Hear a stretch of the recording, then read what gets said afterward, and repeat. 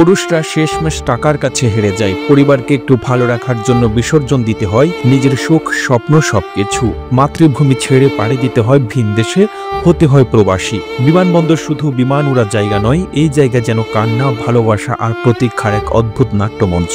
কেউ বহু বছর পরে ফিরে আসে পরিবারের কাছে, কেউ আবার চলে যায় পরিবার ছেড়ে। প্রিয়জনের কান্নায় বলে দেয় বিমানবন্দরের বাস্তবতা। কিছু উপার্জনের আশায় কোনো স্বামী হয়তো পাড়ি দেয় বিদেশে, এদিকে প্রিয়তমা স্ত্রীর কান্না তো বাদ মানে না। বাবার কোল থেকে নামতে চায় না শিশু, আবার কোনো বৃদ্ধ বাবা মা হয়তো কাঁদতে কাঁদতে তাদের সন্তানকে বিদায় দেন বিমানবন্দর থেকে।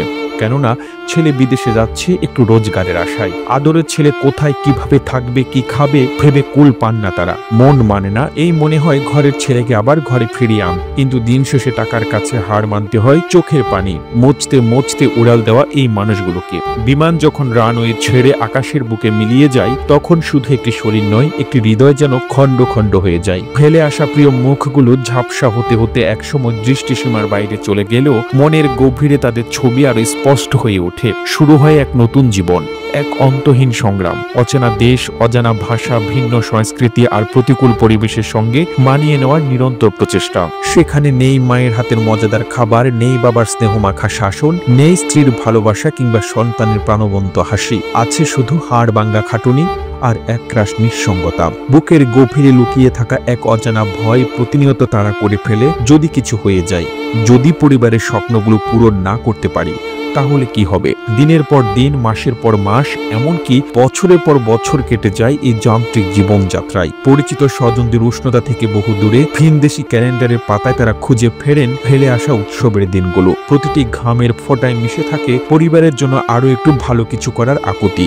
নিজের শখ, আহ্লাদ, ছোট ছোট আনন্দগুলো কখন যে জীবনের খাতা থেকে মুছে যায় তার হিসেব রাখারও ফুসরত মেলে না। হয়তো ঈদের দিনেও তাদের ছুটি মেলে না, উৎসবের আনন্দটুকুও উপভোগ করার সুযোগ হয় না একা একা। দেশের মতো করে সেমাই রান্না বা নতুন জামা পরে সবার সাথে আনন্দ ভাগ করে নেওয়ার সৌভাগ্য কয়জনেরই বা হয়। বুকের ভেতর জমে থাকা পাহাড় সমান কষ্ট আর চোখের কোণে চিকচিক করা পানি কঠোর পরিশ্রমে আড়াল করে ফোনের ওপারে ভাঙা গলায় বলতে হয়, আমি খুব ভালো আছি, তোমরা একদম চিন্তা করো না। এই মিথ্যে আশ্বাসটুকুই যে তাদের পরিবারের কাছে কত বড় স্বস্তি তা তারা ভালো করেই জানেন। প্রতিটি ফোন কলের শেষে ভালো থেকো বলার পর নিজের অজান্তে দীর্ঘশ্বাস বেরিয়ে আসে, যা বাতাসের সাথে মিলিয়ে গেলেও তার ভার কেবল সেই প্রবাসী হৃদয়েই অনুভব করতে পারে। আসলে মানুষগুলো এক একজন নীরব যোদ্ধা।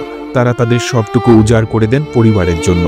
বিনিময়ে চান শুধু একটুখানি শান্তি আর প্রিয়জনের মুখের হাসি। টাকার কাছে তারা হার মানেন ঠিকই, কিন্তু এই হারই তাদের মহান করে তোলে। এই পরাজয়ের মধ্যে লুকিয়ে থাকে তাদের সত্যিকারের জয়। এই আত্মত্যাগ, এই বিসর্জন, এগুলোই তাদের ভালোবাসার গভীরতা প্রমাণ করে। তাদের পাঠানো টাকায় হয়তো পরিবারে সচ্ছলতা আসে, সন্তানের লেখাপড়া নিশ্চিত হয়, বৃদ্ধ বাবা মায়ের চিকিৎসার সুব্যবস্থা হয়। কিন্তু এই সচ্ছলতার আড়ালে যে তাদের কত নিদ্রাহীন রাগ, কত না বলা যন্ত্রণা আর অব্যক্ত বেদনা লুকিয়ে থাকে, সে খবর কয়জনই বা রাখে। প্রবাসের মাটিতে দাঁড়িয়ে স্বদেশের মাটি ঘ্রাণ নেওয়ার জন্য তারা আকুল হয়ে থাকেন। তবুও সব কষ্ট ভুলে তারা হাসি মুখে পরিবারের স্বপ্নগুলোকে নিজের স্বপ্ন করে নেন। এই মানুষগুলোর প্রতি রইল অন্তহীন শ্রদ্ধা, যারা নীরবে নিজেদের বিলিয়ে দিয়ে চলেছেন প্রতিনিয়ত। প্রতিবেদনটি তৈরিতে তথ্য ও উপাত্তের সাহায্য নেওয়া হয়েছে আওয়ার ওয়ার্ল্ড নামক ফেসবুক পেজ থেকে। আর এতক্ষণ আপনারা সঙ্গে ছিলেন বিশ্ব বাংলার। সেই সঙ্গে আপনি বাংলাদেশের কোন জেলা থেকে এই ভিডিওটি দেখছেন আমাদের কমেন্ট করে জানান।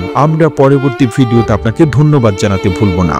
এতক্ষণ বিশ্ব বাংলার সাথে থাকার জন্য অসংখ্য ধন্যবাদ।